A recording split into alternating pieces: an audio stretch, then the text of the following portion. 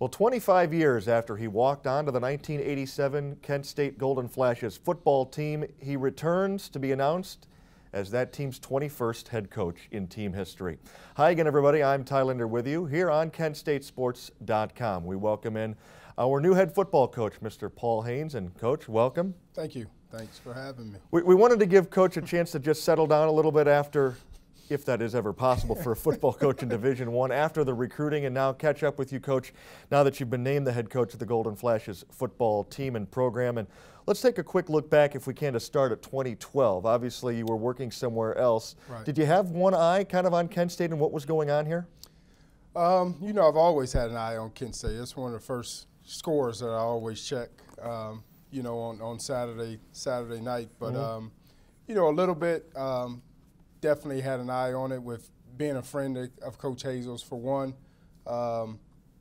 and the success that they started having. For sure, I knew opportunities would open the door for him.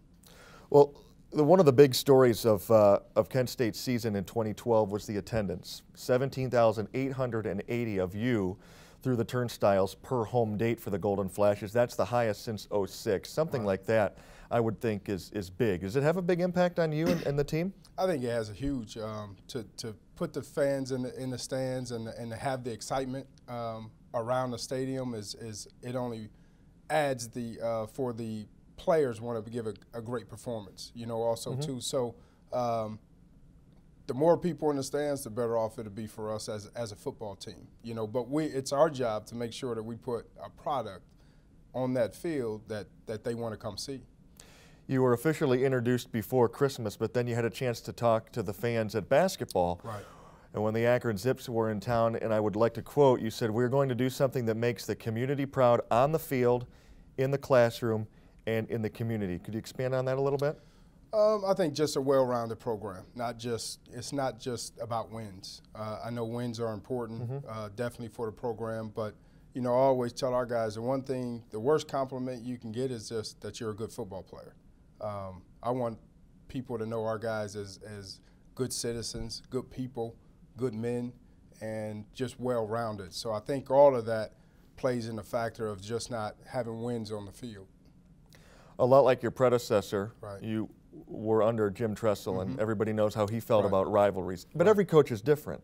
Right. Where do you stand on the Wagon Wheel series with Akron? It's a 3 straight winning streak for the Golden Flashes. Right. You were 2-2 as a player. You were 0-2 as an assistant coach. Right. Where do you stand on rivalries, and then specifically Kent State Akron? Well, rivalries are part of college football. To me, it's what makes college football. It's super important. It goes deep, of course, with me being an alum here, playing in those games, of course. You know, it's something that you always think about. It's something that you always talk about. You never forget it. You never forget your last one. You never forget the losses. The wins are, you know, they kind of erase themselves, but the losses are the ones that dig deep into you. So it's very important to me. It's very significant, not only to me, but to this team.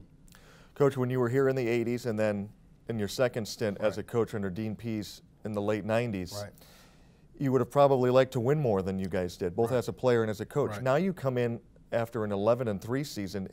Have you noticed any changes in the culture at all? I think it's the kids believe, and I think it starts up top, all the way up top to President Left and all the way down to, you know, whoever the last person is, you know, on the team. But I think it's a definitely community, athletic department, true belief in the program and that we can be successful, and that's half the battle. Here's a name from the past you might recognize. Okay. Forrest Sherrick. Okay.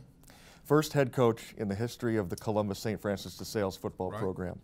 He said, quote, "A team with a past is a team with a future," close quote. Can that apply to Kent State? Oh, there's no doubt. You know, the thing about Kent State that a lot of people don't, you know, realize is there's been a lot of great coaches that go through here. There's been a lot of great players that go through here. Unfortunately, it didn't, you know, go along with the wins and loss categories. But there's a lot of history here that I think our guys still need to know, that it's not just about them. And I think when our guys realize that they're playing for more than just the guys in that locker room, I mean, just for me, example, I always look at who's wearing number 20. Every guy, every alum comes back, and that's the first thing they look at, who's wearing their number. You know, so there's a lot of pride out there that guys have about this place, and our guys need to understand it's more than just about them. Golden Flashes got off to an 11-1 start this past season. Everybody knows that, and what a great MAC championship game it was. Coming up a bit short in double overtime there, and then again in the bowl game, two very, very tightly contested games to close the year. But losses, let's rewind back to '84 when you're playing for the Stallions down in Columbus. You had a good sophomore season. Your team finished, I think, about 6-4, just outside of the playoff. The next year, your junior year, you go 14-0 and the state championship. Unfinished business. Can you take any lessons you learned from being so close one year, taking it all the way the next?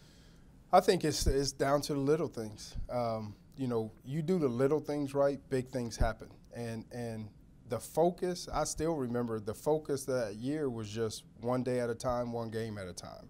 We didn't talk state championship. We didn't talk make it to the playoffs. All we talked was get better every day. And that's really my message, you know, to these guys to this day. You know, we met last night, and just get better every day. If we get better every day, we'll have a chance. At the end of it, will be where we put our work into it. We put our work into it, we'll be successful. Well, you played for two very successful coaches at DeSales and Tony Pizzateri and Phil Morrow. Then you were under Glenn Mason here at Kent State. Dean Pease, you coached under him. John L. Smith, Jim Tressel, some very successful coaches, both at the prep and collegiate level. Have any of them, or one in particular, helped mold your personal coaching philosophy? I think the two guys that have molded me the most is I go back to Tony Pizzateri, my high school coach, and really Jim Tressel. Really, those two type are very similar. It's all about people. It's all about relationships. You know, I had an instance my freshman year in high school, and I was just a freshman. Coach Pooh was the varsity coach, and we had a rule that if you failed 3 tests, you were ineligible. I failed a religion test, I failed a math test, I failed a Spanish test. For the next 2 weeks, he sat in the cafeteria with me and did schoolwork. Now, I'm just a freshman. This is the varsity coach. But it was more than just me being a player. It was about the relationship. It was about people.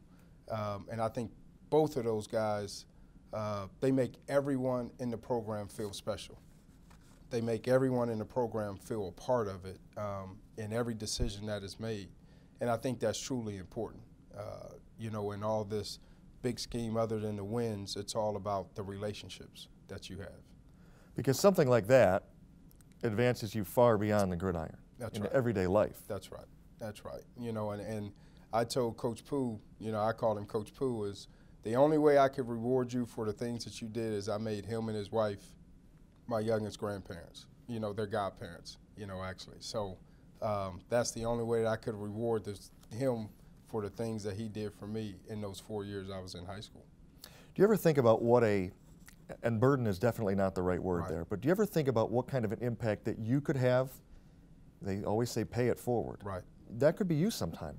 Taking a walk-on, for instance, and taking them under your wing. Somebody that may never see the playing field, but just knowing that beyond college and beyond the game.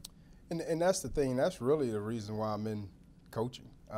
I enjoy the relationships. One of the greatest rewards that I have is the kids from when I was at Bowling Green being a GA and the guys at Fair State, my very first coaching job, I still stay in contact with. And those guys still call me and they want me a part of their life. That's a reward to me. That tells me as a coach I did it the right way. And I got a bunch of rings. I've been to a bunch of bowl games, but that is, to me, the most rewarding in my career of coaching is that I still stay in contact with those guys.